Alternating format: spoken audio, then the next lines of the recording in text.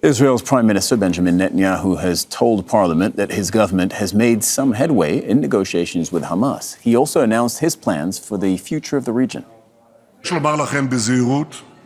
want to tell you cautiously that there is a certain progress, and this certain progress is due to three main reasons. I don't know how long it will take. We will continue to operate in any way and without a pause until we bring them all back home from the enemy's land. Together with our American friends, I intend to expand Abraham Peace Accords, and by doing so, we will dramatically change the face of the Middle East even further. Joining us now is Hassan Barari, Professor of International Affairs at Qatar University. So, Benjamin Netanyahu said there is progress in the ceasefire and hostage release talks going on right now between Israel and Hamas. You hear that and you think what? I think one thing is the smoke screen to conceal a different reality. Netanyahu has been paying lip service, so all boils down to this fact. But when it comes to addressing the real issue, which is releasing the hostages, I think he's not doing enough. He's using them as a pretext in order to continue the war. And he's trying to create an impression among the Israelis that he's been doing his best in order to secure an agreement by saying, the few gaps here and there that they need to bridge. But at the same time, he's saying that he doesn't have a clue when this is going to come to an end. I think this should be understood within the context of the internal politics of Israel. He wants to continue. It's not sincere for you. He was never sincere at all. He's using the whole conflict in order to further his own political, ideological interests in Israel. And even the same speech, he was even mocking the opposition for not pointing out to the success or the achievements in Syria and Lebanon and Gaza. And he mentioned 3 reasons for his thinking that he's very close to a deal.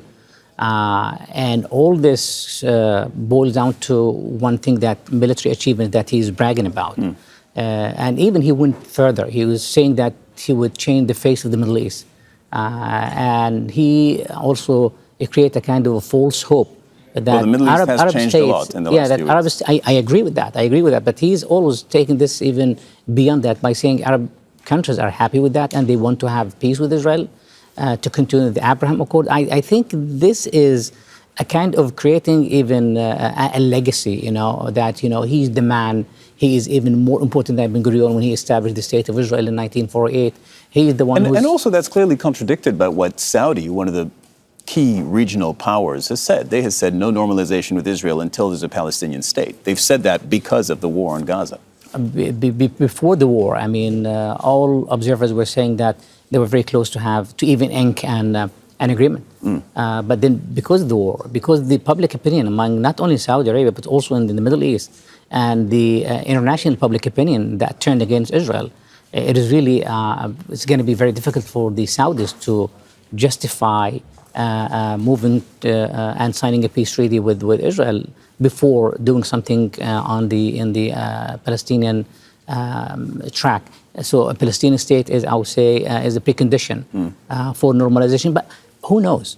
Netanyahu is saying something. It seems that he's confident, but also this misplaced confidence. We've seen this before. It never actually translated into results. Something's about to change, though, a big change. In less than a month, Donald Trump becomes the new U.S. president. And he has said if the hostages are not released by the time I come into office, there's going to be hell to pay. Does that change the calculus for both Hamas and Netanyahu?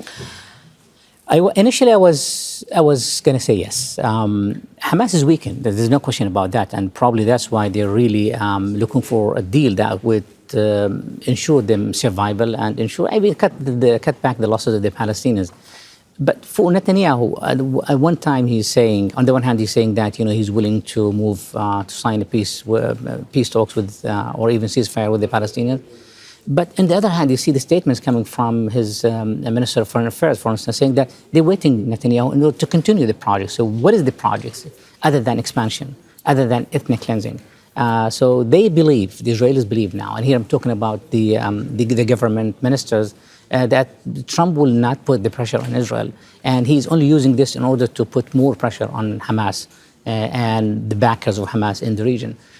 So the whole Middle East has shifted, actually, with the defeat of Hezbollah and the defeat of Iran in Syria. And Netanyahu feels that, he achieved the kind of victory that should be capitalized on. So now giving in to all these implicit threat of Trump, I think this is, I think it's too early to judge. Hassan Barari, thank you very much for joining us in the studio this hour. Make sure to subscribe to our channel to get the latest news from Al Jazeera.